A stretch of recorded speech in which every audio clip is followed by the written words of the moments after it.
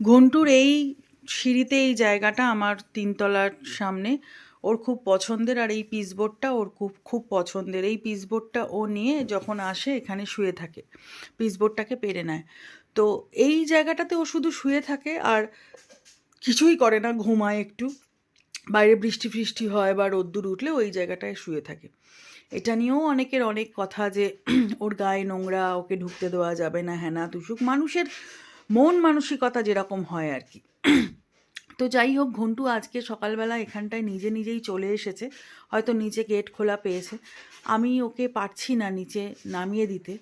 আমি জানি না এরপরে যখন ওই সব মানুষজন দেখবে ওকে যে ও এখানে এসে বসে আছে, তারা কি করবে, কারণ যখনই তো ওকে দেখি কুদৃষ্টিতে একটা তাকিয়ে থাকে। তো জানি না, কিন্তু আমার বাচ্চাটা শুধু এইখানে এসে একটু বসে, আরাম করে, এইটুকুই। ঘন্টুর ঠান্ডা লেগেছে একটুখানি, যা দেখলাম হাঁচছে, তো একটু চিকেন স্যুপ করে ওকে দেওয়া হয়েছে। চিকেন স্যুপ, একটু গরম গরম চিকেন স্যুপ ওর ভাল লাগবে। আর একটা সলিড চিকেনই দিয়েছি, ভাত দিইনি, ঠান্ডা লাগলে যদি ভাতটা না খায়, পরে দুপুরবেলায় যখন ঢোলক মাদলকে ভাত দেওয়া হবে আবার, তখন ওকে আবার ভাত দেব। এইটুকুই তো চায়, এর থেকে তো আর কিছু চায় না।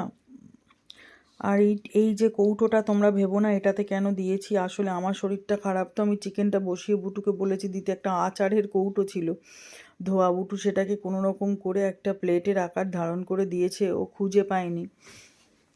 তো আসলে ঘন্টুদেরকে আমি ওই A4 শিট পেতেই খেতে দিই।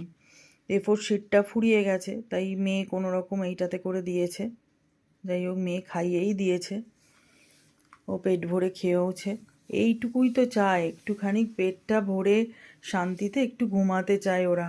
এইটুকু আশ্রয়ও লোকের দিতে এত জ্বলে যায় কি বলবো।